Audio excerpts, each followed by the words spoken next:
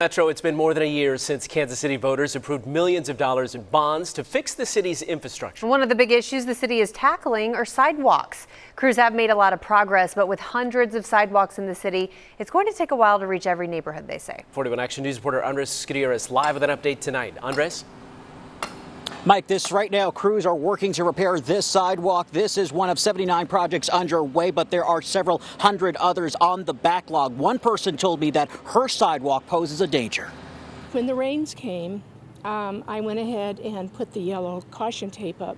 For the last several years, this is the mess of a sidewalk that Christine Keller has had next to her house. I've seen several children fall face first. Just a block up from Gillum Park. If this was just in front of my house and I had to deal with it going out to my car or whatever, that's one thing. But this is a pathway to the park. Staff at City Hall know about this particular one in South Hyde Park and tell us Keller isn't alone. Pictures like that one show the need and show why people showed up and voted for Go Bond repairs. Today, we got an update on some of the progress. They've inspected 75% of the 1,471 locations on the backlog for repairs. As far back as 2008. We're starting with those, oldest first and moving through the list. And since crews started working in the spring, they've completed at least 62 blocks.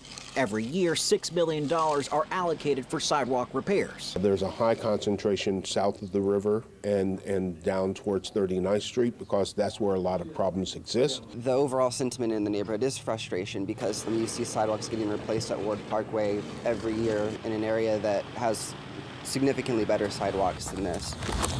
While we caught up with crews doing work on West 66th Street near Ward Parkway, folks who live here say they face the same problems they do in Midtown. The trees, as they've gotten older, they've grown, those roots have uprooted the sidewalks.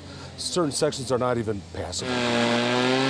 Which he's dealt with for more than a decade until now. I'm very thrilled about how aggressive they've been since we passed that bond.